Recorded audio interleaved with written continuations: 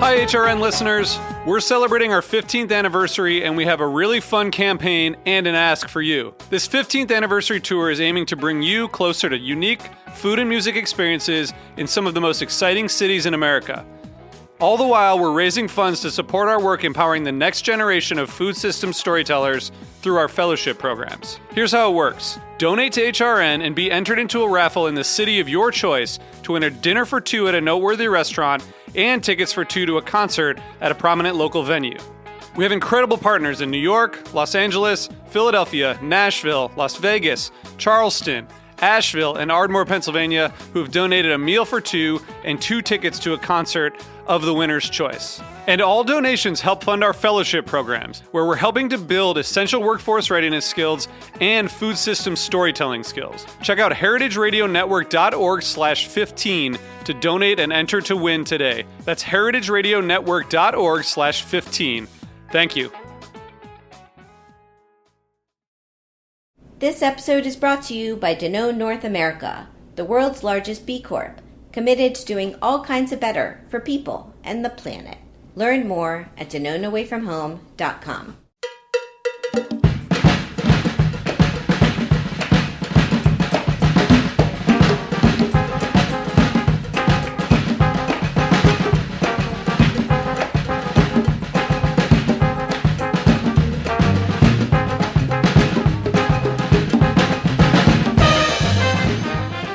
Well, hello. Welcome to All in the Industry on Heritage Radio Network.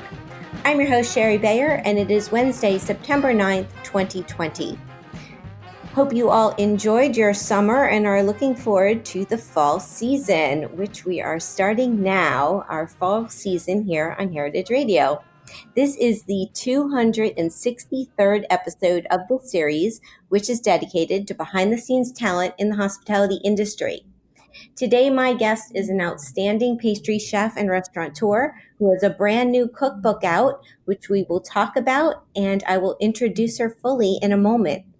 First, as I do on every show, I will start out with my PR tip, and then later we will have my speed round game, industry news discussion, solo dining experience, and the final question. As the founder of Bayer Public Relations, I'm going to tip the show off with my PR tip of the week. So today's tip is to be health forward. Make yourself a priority, both physically and mentally, as without our health, we are nothing. And as simple as a concept as this may be, we still often forget to make ourselves our number one, as we get absorbed in our busy day-to-day lives. But we need to remember that work-life balance is important and key to a long and prosperous life. So always remember to pay attention to your body and listen to it, as good health is everything. That's my tip today. Now, I'm very excited to have my guest joining me. It is Kelly Fields. She is the chef and owner of Willa in New Orleans, and whose first cookbook came out yesterday, and it's entitled The Good Book of Southern Baking, a revival of biscuits, cakes, and cornbread. Kelly grew up near Charleston in a family with a strong Low Country baking tradition. She has worked as a pastry chef for more than 20 years, and her accolades include Outstanding Pastry Chef from the James Beard Foundation in 2019, and being named one of the most influential people in the South by Garden and Gun magazine. She founded the Yes Ma'am Foundation in 2017 with the mission to inspire, encourage, and mentor the next generation of women in the restaurant and hospitality industry. So hi, Kelly. Welcome to the show. Hi, thanks for having me. I'm excited to talk with you today.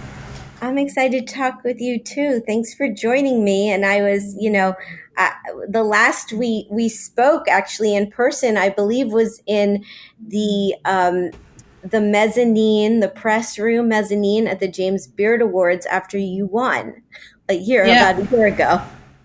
Yeah, I vaguely remember that. I think the world was spinning, but I do remember speaking to you in particular for sure.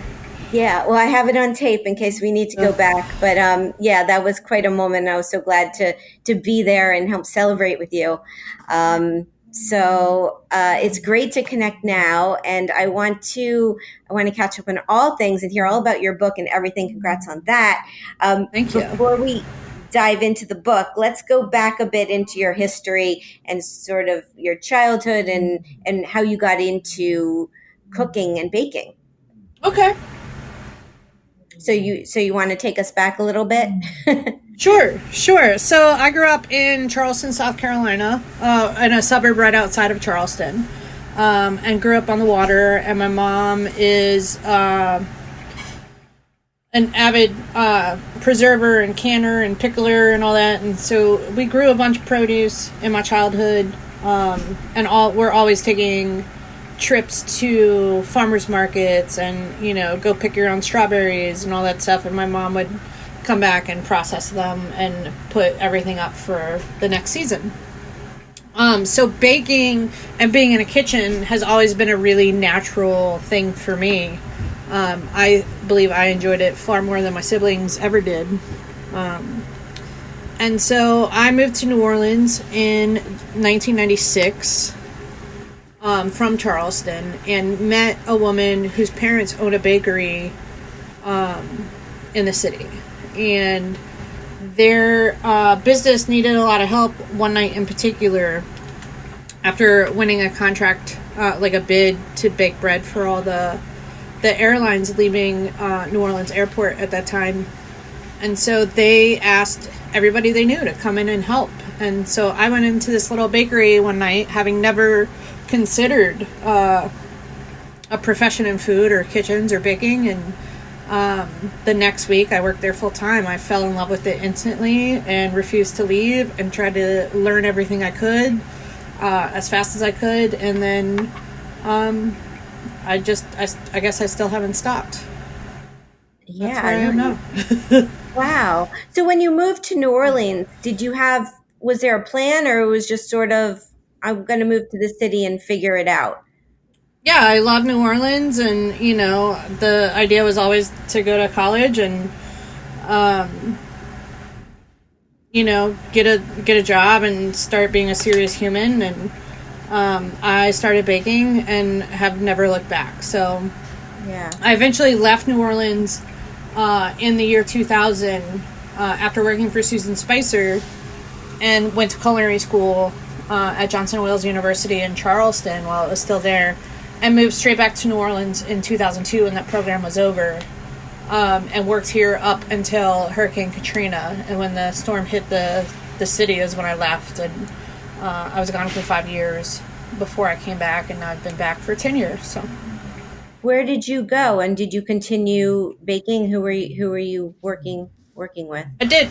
I worked, I landed right after the storm in Asheville, North Carolina, and was the pastry chef at the Inn on Biltmore Estate, which was a great place to sort of land and cook food I really love to cook in an area that is so beautiful with people that were really remarkable to work with, and sort of figure out what the future of New Orleans was, or what my future in New Orleans was. And, it became more and more clear that fine dining pastry chef in the city of New Orleans after Katrina was not something that was needed. And so I went and traveled around the world a bunch of places. I did spend some time in the Middle East. I spent some time in Europe. I spent some time in New Zealand. And I spent 3 years in San Francisco before coming back here. Oh, wow. Well, it's great that you were able to get experience in all those places, and surely it gives you a different perspective of cooking and life. Yep. Yeah, I learned a lot. I am grateful I had the opportunity to rebound from Katrina the way that I was able, and go out and see and learn and taste and smell so many different things around the world, and bring it back to New Orleans and use it every day still. Yeah. So when you moved back, then when did you come up with the concept of Willa and decide that you were going to open a bakery that really turned into a full service restaurant? It sure did. Willa, the original conversation about opening a bakery started probably in 2003, even before Hurricane Katrina. And then coming back to New Orleans in 2010, and I went back to work at Restaurant August, and was working with Michael Galata, who now owns Maypop and Love Mofo. him. Yeah, he's amazing. And so we started talking, and the idea of this bakery sort of started taking shape. Especially, I felt much more sure of the place that I was in after traveling and maturing a little bit. I'm not going to give myself too much credit there, but sort of understanding what it would look like and how to put together a space that allowed me to sort of use all the knowledge I had from traveling and from working around the world and cooking and, you know, working on farms. And it was conceptualized as much more a bakery than it is.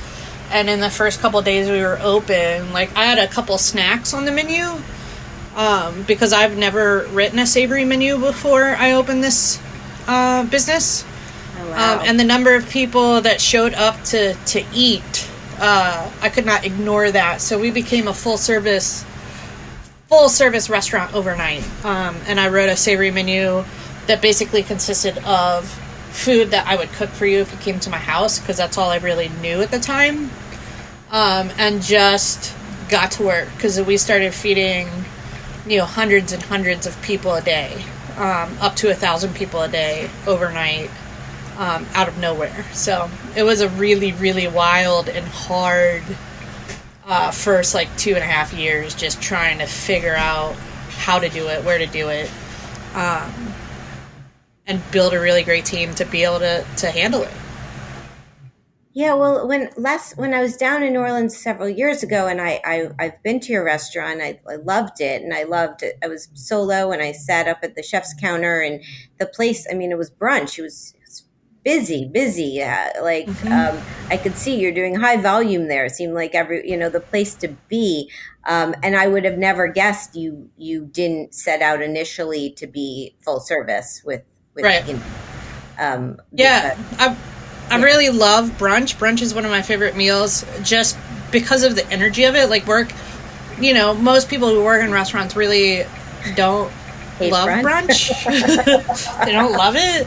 I've always loved it. Like, as a pastry person who generally works really early in the morning and doesn't really get to engage in the energy of a dining room and, like, the energy of a meal period, like, brunch is early enough that pastry people were involved, and you got to sort of feed off the energy of people, like, celebrating with their friends and their family and, like, just being out. And I wanted a brunch restaurant, like a restaurant in New Orleans where brunch was going to be a thing every weekend.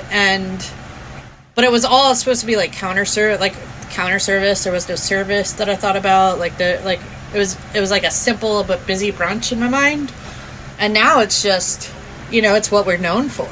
Like, we have a full wait staff and, a full dining room at all times, even today, which I feel really lucky about, that people are drawn to the brunch at Willa Jane. Yeah, well, it's fabulous. So there's the reason why. So we're in this pandemic that's hit our industry and the world very hard, in our industry particularly. But initially, what happened with shutting down, and where are you at now with what you're doing with your concepts and the scene in New Orleans? Sure. So we initially shut down completely because, in March, when, we were starting to understand how serious this was and how widespread it was, I think, as a nation, everybody was really rattled. I made the decision to shut down because we didn't know what was happening. We didn't fully know how to protect ourselves or how to do smart business. And just the emotional labor it was taking on not just myself, but my team. Like, we were rattled and didn't really know how to show up in it and how to protect ourselves or how to trust what we were doing. So we shut down for a little bit and just sort of wrapped our head around what we were dealing with and what it would look like. in that moment. Obviously, everything has changed 10 times since then. But we got a better idea of how to show up in business. I had to bake some cookies for someone. So I came into the restaurant while we were shut down and decided to bake some extra cookies and do like a flash bake sale. And people were so responsive. And we sold out so quickly that I was like, okay, let's try this. And so we started opening up a little bit slower and slower for takeout and delivery only. And have sort of built into dining room business as the city is allowed with the mandate. So we're at 50% right now, plus takeout and delivery, which is, takeout and delivery is half our business easily at this point. Yeah, and I saw that you ship with Goldbelly too, around Yep, nationwide. Is that we do? Yeah, we do. Right now we have cookies and our cornbread, banana bread, and we're looking to add a couple exciting and new things in the next couple weeks to expand on that some. Yeah, that's amazing that people can get your products beyond your city. And it was just about, I would say, like 2 hours ago, we got breaking news in New York that the governor is going to allow indoor dining at 25% in New York City, because we've had outdoor dining, but we haven't had any indoor yet. Yep. So that's going to start at the end of September. So I think the restaurant industry here is, looking forward to that, to try to get some more business in, and it's been so challenging. I mean, it's a catch-22 also, because 25% is so, like, a restaurant's never going to make it on that, right? Even with outdoor dining, and I know how hesitant I am, or people in New Orleans are, to eat in indoor spaces. And it's just going to take a really long time, I think, for all of us to sort of like ease into feeling okay being out. I can't imagine how folks who have spent the last 6 months in New York are feeling. Yeah, I hear you. I know the margins have been always so tight for restaurants to make it at 100% capacity. So 25% is not, as you say, it's it's going to be very challenging for restaurants to get through this. But it's the next step for us. And so we'll see how it goes. Because it's been crazy. It's been great. I mean, I think, I started out saying it was like a year ago I spoke with you, and just, but how much the world has changed since then. It's who knew? It's unbelievable. It really is. So let's talk about your book. When did you come up with or decide you were going to do a cookbook, and how was this, way pre-pandemic, and were you working, through it last year? Like, tell me a bit about the process. Yeah. I started having serious conversations about writing a book about 3.5 years ago.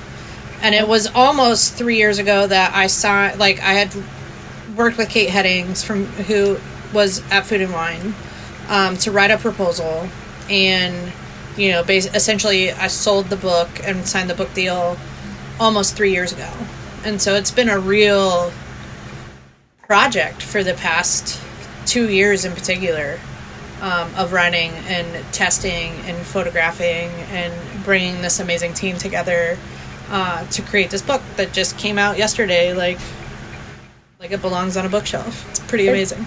It's awesome. I mean, it looks beautiful. And I remember I saw Kate, I don't know, back when we could go to events. I was at another book signing. Maybe it was like 6 or 8 months ago. And she told me about the book, working with you on it. And I'm so excited it's now out. How was the process of working with Kate and deciding what recipes to put in the book? And I mean, this is your first time doing a book, and I can only imagine how, all the different details and the process of it is it's a lot. It's a whole lot, and it was also Kate Heading's first cookbook. So we really learned this together with the help of our editors and publishers, and just, you know, talking to people who have been through this process. So essentially in the proposal, you know, we were aiming for about 125 recipes. And for me, the project of the book was sort of a love letter to the American South, and a love letter to the career that I've had here, and the things that I grew up cooking, and the things that I've cooked and fed people in my career in like a professional capacity here. So it was actually pretty amazing to have all the notebooks that I have, and just go through them and immediately know, like, what is Southern baking and what automatically falls into that category when you think about it, and also what's important to me, and what, when I read a recipe, what speaks to me, or what like moves me emotionally, because I have such a connection to that, like food memory from a family member, or a food memory from, you know, serving something in a restaurant that I've worked at. And that's really how we roadmap the whole table of contents for the book, of just things that I think have to be there, even if they're not necessarily Southern in tradition, and fit in a box very snugly, but just the food memory for me, or even the food memory for people around me. Right, and there's obviously a major focus on biscuits, cakes, and cornbread. Oh yeah. Okay. You're gonna get a lot of that if you get this book. Yeah. Yep. I'm hungry talking about this. Yeah. Yeah. I mean, I think those are the top three things. You know, you want to make up four things. We'll talk about pie, but biscuits and cornbread and cakes, like big, beautiful cakes, like that to me is the idea of Southern baking. When you say Southern baking, those are the three things that really hit me first and foremost. Yeah, well, this is a good segue into my question from my last guest, Akhtar Nawab, on episode 260. I asked him to ask you a question, and he's the chef and owner of Alta Calida in Brooklyn, and he also has Otravez in New Orleans, and Crothers on the Alley in DC, and he's a founding partner and CEO of Hospitality HQ. So his question is, how do you make your pimento cheese spread, as it's so good?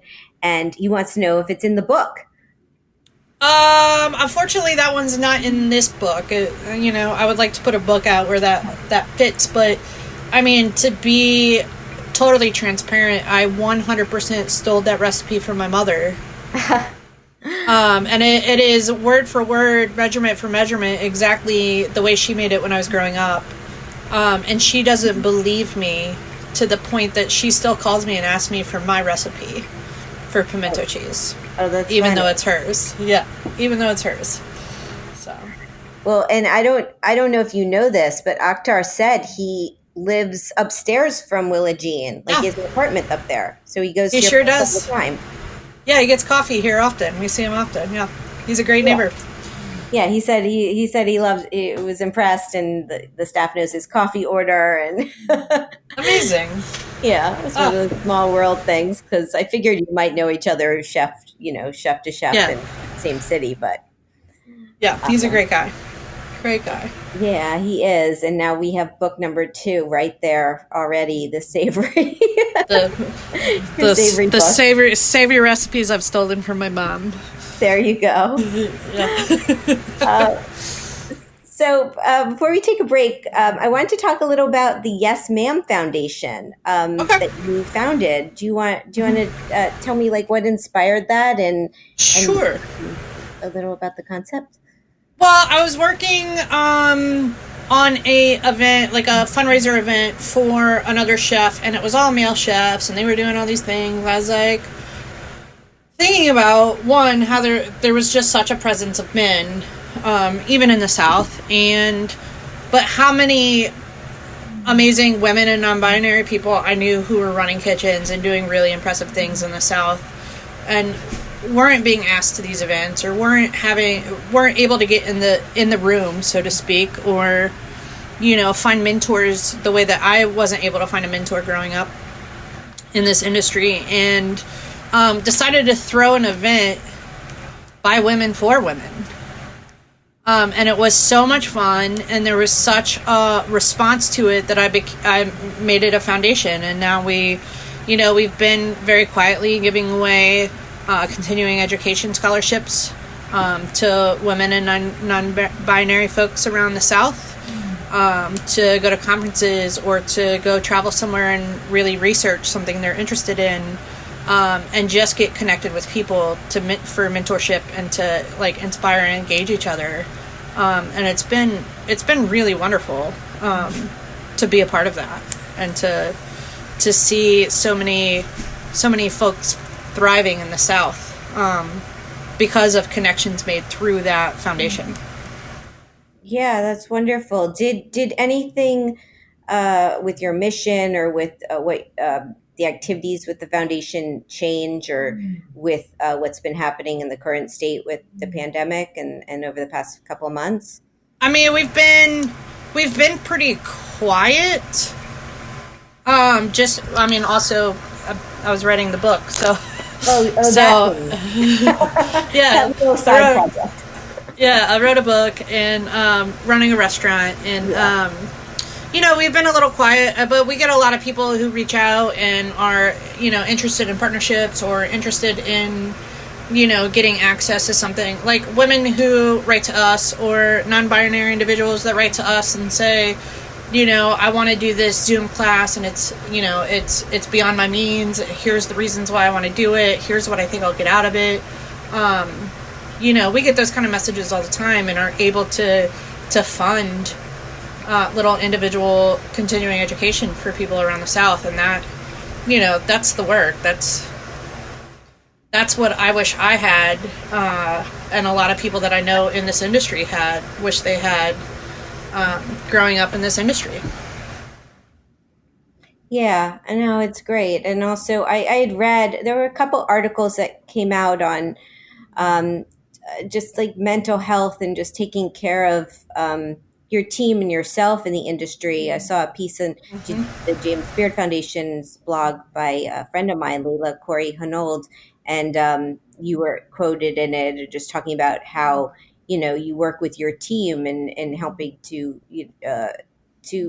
support them, and I thought that was really wonderful. They're wonderful people, and that's what we're here for. I don't know how anybody could expect themselves or anybody around them to show up to work in the world that we're in right now and act like everything's okay, and perform like everything's okay, like everything's normal.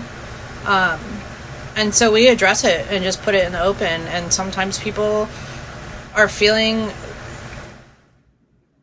like they don't want to be here, and that's okay. This is hard for all of us. None of us have the answers, and we're all trying to honor that as much as we're able in the moment every day. Yeah, true, and well said. So let's take a little break here, and we'll come back and we'll play my speed round. We'll talk some industry news. I'll have my solo dining experience and the final question. So stay with us. This is All in the Industry on Heritage Radio Network.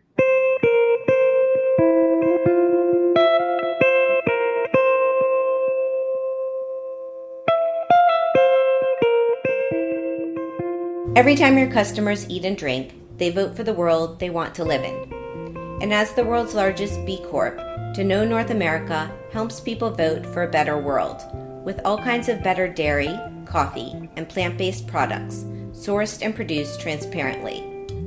To Know North America has the brands people know and love, like International Delight, Oikos, Silk, So Delicious Dairy Free, Horizon Organic, and Stoke Cold Brew Coffee. But To Know North America represents more than just in-demand brands and better for your business products. They bring their B Corp certification to life in ways that protect the environment and communities by utilizing 100% renewable electricity sources to produce their products at their manufacturing facilities, committing $6 million to programs that restore the soil's ability to capture and sequester carbon, helping to restore more than 7.8 billion gallons to freshwater ecosystems through their water partnerships over the past decade, and committing to 100% reusable, recyclable, and compostable packaging by 2025. Learn how you can choose better at DanoneAwayFromHome.com.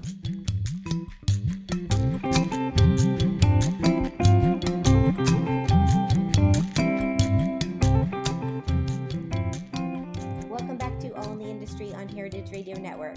I'm your host, Sherry Bayer, and my guest today is Kelly Fields. She is the chef and owner of Willa in New Orleans, and her first cookbook is out now.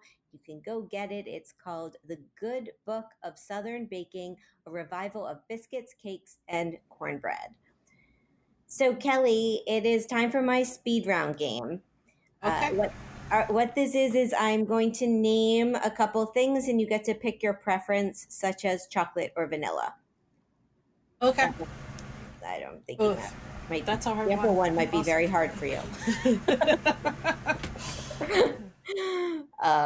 Okay, so here we go. Okay. Eat in or eat out? Eat out. Wine, beer, cocktail, mocktail, or champagne? Cocktail. Tasting menu or a la carte? A la carte. Small plates or large plates? Large plates. Nope, I take that back. Small plates and lots of them. Wait, say it again. Small plates and what? Lots of them. Lots of them. Okay, awesome. Yeah. How about a communal table or chef's counter? Ooh, either. Ooh, that's a hard one. Okay. I mean, today would be chef's counter. Pre-COVID would be communal table.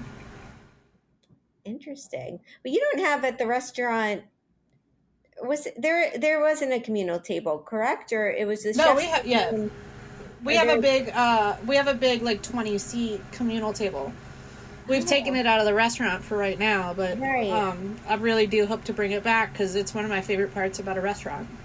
Yeah. No, I'm it's coming back to me. Yeah. Well, I know now I don't know what's going to happen with both of them, but chef's counter has always been my favorite. But communal tables, we'll have to see what happens. Okay. I have a few more. Tipping or all-inclusive charge? I prefer an all-inclusive charge. Okay. Mardi Gras or Jazz Fest? Jazz Fest. Po' boys or muffalettas? Oh, boys. Always. Cheese plate or dessert? Dessert.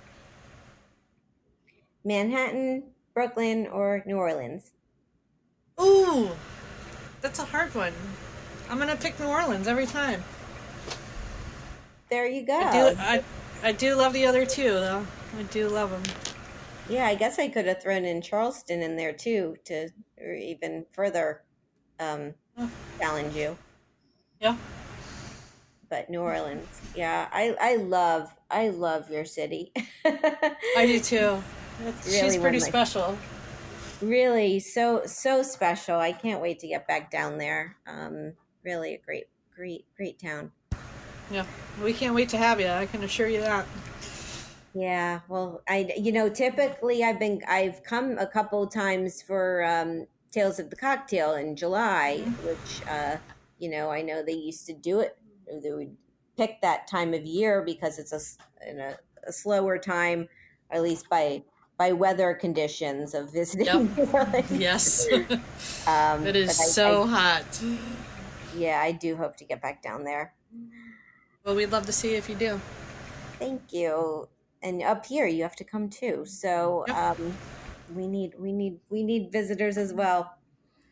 I'm ready for it. This is the longest I've gone without being up there in years.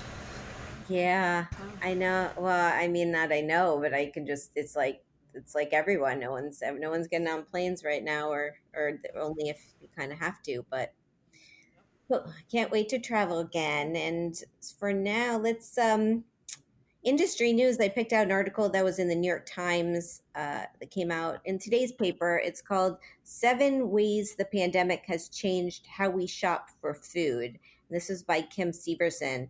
I thought it was interesting just to see she summed up that I guess the top reason of things of how shopping, uh, food shopping has changed, or what's the, most what she's seeing most. And there were a couple of them. There's trips are fewer, lists are better, online aisles are bustling. She had orange is the new snack. I don't know. Were you able to see this piece at all? Yeah, I read it. I read it this morning before I even came to work. I thought the oranges were really interesting, but also I thought about my own grocery shopping since the pandemic, and every time I go to the grocery store, I do buy oranges because they keep longer. Because I'm trying to go to the grocery store less frequently, so I'm buying things that aren't processed but also have some sort of shelf life, and oranges fit the bill. See, you're right. You're right in this list. I mean, that was the first one. Is people are going to the store fewer times and getting more what they need for the whole week. And the oranges. See, I haven't been buying oranges, so that's why I was sort of like, oh, I guess I missed out on that trend. Or and also, I in Manhattan, I don't know. I've been finding I actually was going to the grocery store not more often, but I was kind of going a little more frequently and buying less, and finding that was easier for me to manage in my groceries and bringing it home. But I think it's a little different being in Manhattan versus other places where you would drive to the store. Yeah, and just the economics of space in the kitchen or in your freezer. I have a full kitchen and a full refrigerator, and I know that's not always the case for folks in New York. Yeah, true. I do have a full refrigerator, but my space in my kitchen's pretty small. Yeah. But yeah, I also with this article, I mean, she pointed out redrawing of stores and just with whether the arrows in different aisles, whether that's going to stick or not. She was kind of saying it might not. But one thing I have found that I do appreciate is a grocery store by me now has self checkout, and I like that. I like being able to do it myself uh, and kind of manage it. I was in a grocery store that had scanners you picked up on your way in, and you scan things as you put them in your cart, and then you go check out at once. Everything's already rung up, and you just pay for it at the front, and a employee helps you just go through the process to make sure you get it right. And it was brilliant. I remember reading about that, a year or so ago, maybe, that they were going to do that, but I've actually never been to a store that does that. I love it. Cool. I thought it was so smart. Yeah, absolutely. Yeah, I don't know. Has shopping changed for you in the way you order for the restaurant? Not really. It's still, I try to focus on local. I'm trying to support the local guys, small guys, as much as I'm able. The hardest challenge for us is just to try to anticipate what business is going to be, because some days are really, really busy and some days are really, really, really slow, and there's no real rhyme or reason to why that's happening. So that's the biggest challenge for us. I mean, we cook what is available. It's not like we're trying to we don't really have to fight the supply chain so much. We adapt to it pretty well. So Yeah, and actually on this list, our number 7 was local is a bigger lure, and that's I think local is very important for everyone to support. So I'm glad that's a trend also she's noticing. yeah. I hope that does not go away. Yeah, me too. I don't think it will. I mean, Yeah, it's so fun. This list of the one that got me was the oranges. I was like, oh, I don't know. But it's interesting to see how people are doing things differently, and that online shopping obviously is said in this that it hit online grocery stores hit 7.2 billion. Unbelievable. Yeah, like crazy. So well, yeah, I've always been hesitant to order like Instacart or any of those online shopping because like being in the store and picking out like the perfect pineapple or the avocado and knowing like, oh well, I want avocado for this meal in 2 days, so I need to buy it this firm, or I want it immediately, so it needs to be this firm or not firm at all. Like I feel like that gets lost. So I really enjoyed the part of the story where Kim wrote about the recipe testers and how they had built relationships with the people who were shopping for them about what to look for in produce to get what they needed. I thought that was really interesting. yeah, no, it is, and you're right. I mean, I find I've done online shopping again. It's or online food shopping for someone lives in Manhattan as a convenience thing, but more so for things that not touch and feel, like a cereal or milk or seltzer Right, water right. or Yeah, bulky things that I don't necessarily need to pick out myself. sure. That makes sense to me. So yeah, well, we'll see. We'll have to see as time progresses, what sticks and what doesn't. But definitely, let's stick with the local. So, okay, it's time for my solo dining experience. This week, it's at iconic Katz's Delicatessen. So, here's the rundown. The location: 205 East Houston Street, Lower East Side, New York City. The concept: it's a classic New York City institution. It's a kosher style, no frills deli serving mile high sandwiches since 1888. It's crazy. 1888, this place opened, and they're famous for a lot of things, but they're famous for when Harry Met Sally, the movie, the scene, I'll have what she's having with Meg Ryan. That's one of the classics. So the owner is Jake Dell. He's a third family generation owner. Why did I go? Well, it was a couple weeks ago, and I happened to be down in the neighborhood, and I was just craving something delicious. So my experience, I went also because I was kind of curious to check this place out and what they were doing now in COVID, because they've never had outdoor dining in all this 132-year history, and now they have outdoor tables set up. Anyways, I went in. Still, you get a ticket out up front.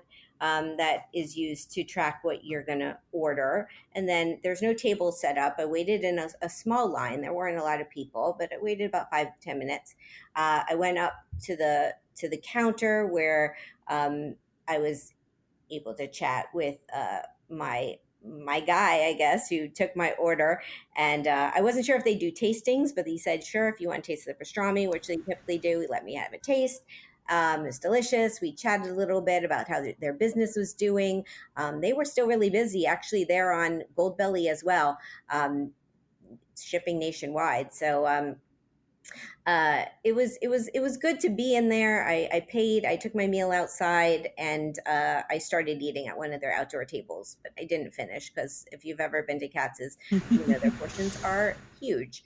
So what did I get? Well, I went with the classic pastrami on rye with mustard. It came with pickles, and I got a Dr. Brown's Diet Cherry Soda.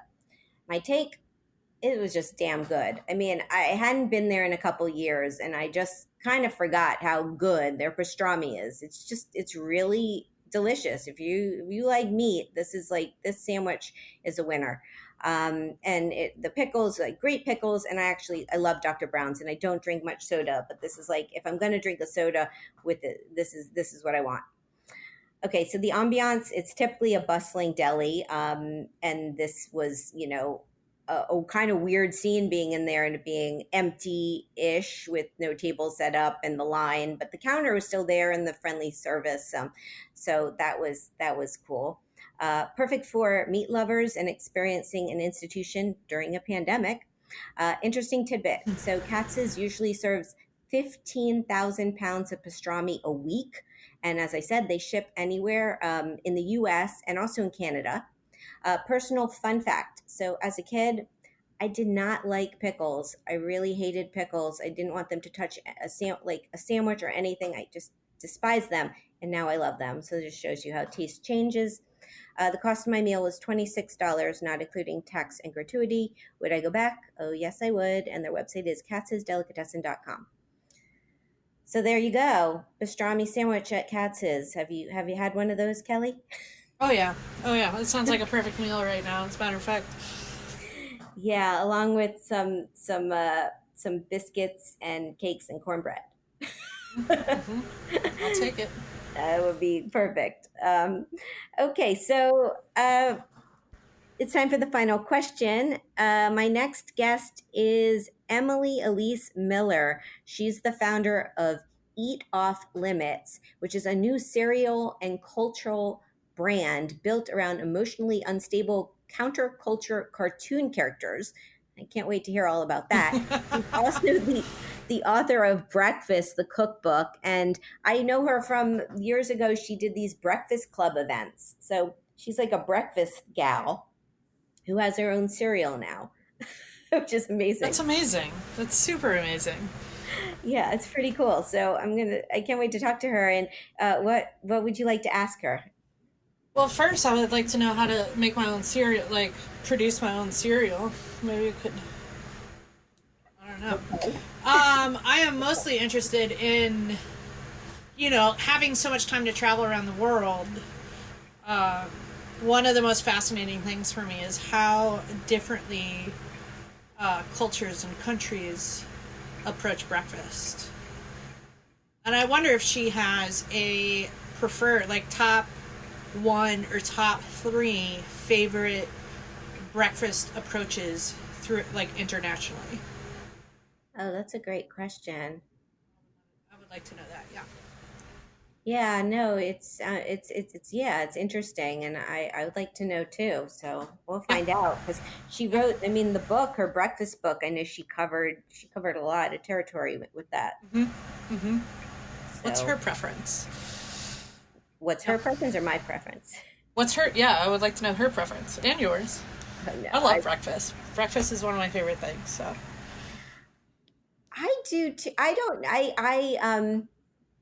What was it the other day? I don't know. I've been cooking more now at home, and but I cook pretty simply. But it's like I made eggs for dinner, and I'm like, why not? Like, I don't. I it's one of those. I think I'm in that. Breakfast doesn't have to be at what traditionally breakfast time. That's the state I'm currently in. Yeah, eggs are appropriate all day, as far as I'm concerned. Yeah. So, well, I will find out, and I'm thrilled for you with your new book. I hope people need to go get the book. I'm assuming it's available. It's at Amazon, and where else can people find it? Yeah, anywhere they love to buy books, it is available. If you want a autographed copy, you can go to shopwillajane.com and order one there, and I will send it to you. Awesome. Well, congratulations on that, and to you and Kate Headings. I'm so glad you guys got to work together on your first books, or your Me first too. book Thank together. you. And congratulations on Willa Jean and everything you're doing there, and James Beard, and I wish you much future success. Thank you so much. I appreciate it. Thank you, Kelly, and I can't wait to see you and get down to New Orleans. So yeah, same. Let's make it happen. So my guest today has been Kelly Fields. She's the chef and owner of Willa Jean in New Orleans, and her first cookbook is The Good Book of Southern Baking, a revival of biscuits, cakes, and cornbread. As we said, you can get it on Amazon, and you can go to her website, willajane.com, and find out more. You could also follow her at Kelly Fields and at Willa Jean New Orleans. You can follow me on social media at Sherry Bayer, at Bayer PR, and at All Industry. My Facebook page is All in the Industry. My websites are BayerPublicRelations.com sherrybear.com, and allintheindustry.com. All of our shows are archived at heritageradionetwork.org. We are also on iTunes, Stitcher, and Spotify. And I'd love it if you could take the time to leave us a review or a rating. It would help us with listenership, and I'd love to get your feedback. So please do that. If you could take a few moments, it would be wonderful. Thanks to my engineer today, Amanda Wang, and thanks again to Kelly and to her publicist, Laura. I'm Sherry Bayer. Till next week, be safe and be well, and thank you for being part of All in the Industry. Bye.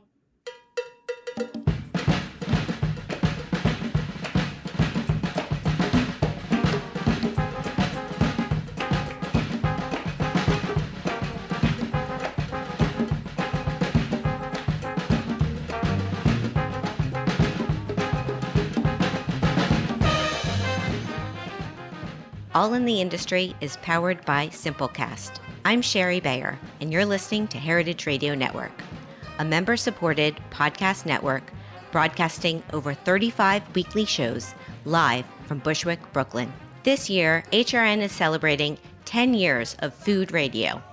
For the past decade, we've been taking you behind the scenes of farms, restaurants, breweries, school cafeterias, and more.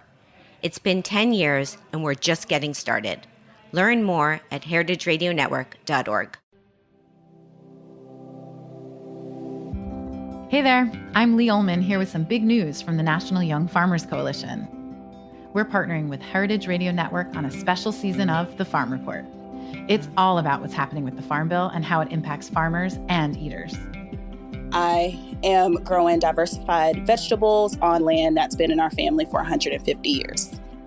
And so with the pandemic, gentrification, property values going up, we had to sell the land and we lost it. Join us as we uncover the untold stories behind this massive piece of legislation that shapes how we grow our food, what we eat, and so much more. The problems we have had, those are things that come from earlier Farm Bill and USDA policy, right? Like Earl Butts, get big or get out. You know, it's my responsibility to know not only what I'm eating, but then like how that all came to be and realize like, wow, like this piece of legislation, all this money, like it's technically something that I support as a taxpayer. While Congress debates the next Farm Bill, this is not just an invitation to listen. It's a call to action. Be part of the conversation. Subscribe to the Farm Report on Heritage Radio Network, wherever you listen to podcasts.